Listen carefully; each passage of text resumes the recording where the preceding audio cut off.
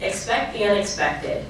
It's the tagline to my absolute favorite show, Big Brother, on CBS. Don't get me wrong, I love Survivor and The Amazing Race, but it's something about grown adults being locked inside of a house for months on end with nothing to do while being recorded by their producing overlords that just really appeals to me. Unfortunately, hindsight is surely 2020, and the basic premise of the show has lost its luster for obvious reasons. But as I walked into the Parkvale apartments for the first time, I promised myself that I would fully embrace it. I will expect the unexpected, whatever it may be. I never expected to attend a caterpillar farm at the Arnold Arboretum alongside the rosy-cheeked youths of Forest Hills. I was just as excited as they were, and I had no shame in it. I never expected to find such pure, unadulterated joy in boba tea. It is truly amazing, and I recommend that everybody get a cup before we leave the city. I never expected to meet Ryan Reynolds downtown as he filmed his new Christmas movie, which was correct because it unfortunately never happened. I never expected that I would meet the King of France at South Station, which actually did happen, but I'm not entirely sure he is who he said he was. I never expected to discover that Senator Bernie Sanders was in fact not born in Vermont. I am heartbroken to confirm that these rumors are true. I never expected to hear my friend Brianna audition for The Voice during my internship. I never expected to have a cohort so willing for social change that they joined me in a protest at the drop of a hat. My apologies to Marissa for completely hijacking your class. I never expected that I would find out that my sister was going into college in the middle of Ashley's class. We were 5 minutes away from presenting our human-centered design projects to the class when I got the call. My sister, as calm as relaxed as ever, simply stated, "I got the scholarship, I'm going to Brown." I instantly started sobbing, ran back to the main Zoom call to tell Ashley. We celebrated together, and then I went back and finished preparing for the presentation. And yes, I was crying the entire time. I never expected the connection that I would have with my mentor.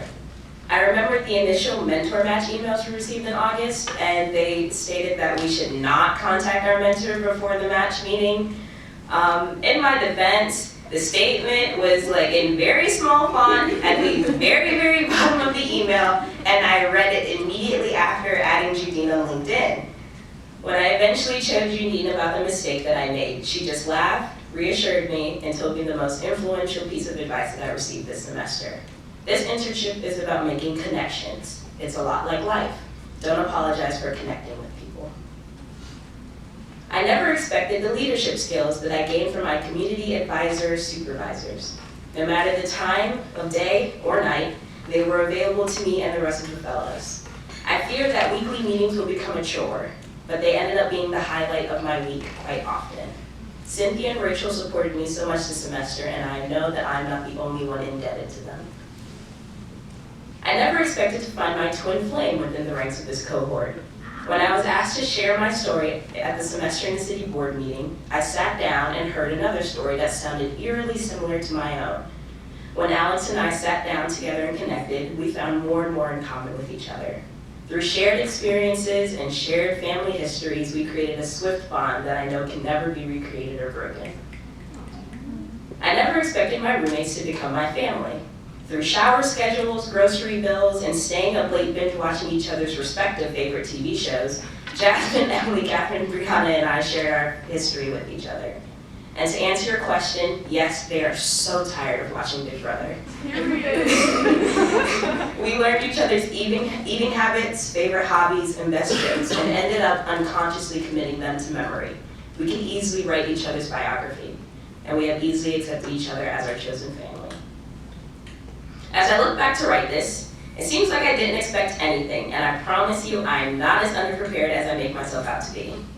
When I sat down in February to apply for this program, I expected one thing. I expected to find some piece of myself here in Boston, and I'm happy to say that I found it.